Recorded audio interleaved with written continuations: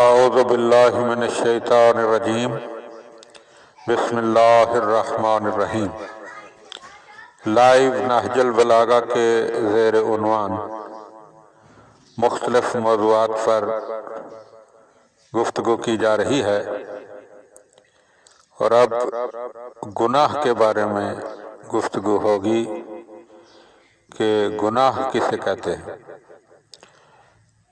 گناہ کے معانی خالق کی نافرمانی کے ہیں، اور اس کا تعلق عبادت اور معاشرت سے ہے۔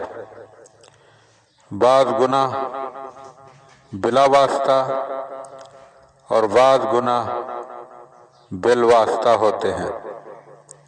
بلا واسطہ کی مثال یہ ہے جیسے کوئی نماز نہ پڑھے اور حکم خدا کو ٹھکرا دے، اور بالواسطہ کی مثال یہ ہے جیسے کوئی اپنے اہل و عیال کی خبر گیری میں کوتاہی کرے۔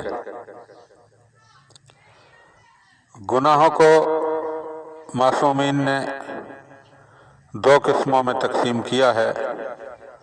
ایک گناہ وہ ہیں کہ جنہیں صغیرہ کہا جاتا ہے، یعنی چھوٹے گناہ، اور دوسرے گناہ وہ ہیں جنہیں کبیرہ کہا جاتا ہے، یعنی بڑے گناہ۔ لیکن ایک بات ہمارے ذہن میں رہے کہ جب انسان صغیرہ کو صغیرہ سمجھ کر، یعنی چھوٹا سمجھ کر بار بار انجام دیتا ہے، تو وہی گناہ جو ہے وہ کبیرہ بن جاتا ہے، اور ان گناہوں کے انسان کی زندگی پر بہت برے اثرات مرتب ہوتے ہیں، جن میں سے کئی بار رزق میں کمی کا واقع ہونا، روحانیت سے دور ہو جانا، صحت کا برباد ہو جانا، اور اس کے علاوہ بہت سارے ایسے اثرات ہیں کہ جو ظاہری طور پر انسان کے سامنے نہیں آتے، لیکن آخرت میں انسان گھاٹا اٹھانے والوں میں سے ہو جاتا ہے۔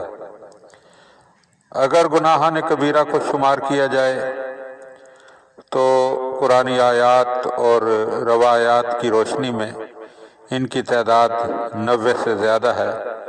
دعا ہے کہ خداوند عالم ہمیں گناہوں سے بچنے، اور اگر خدا نخواستہ گناہ ہو جائے تو توبہ کرنے کی توفیق عطا فرمائے۔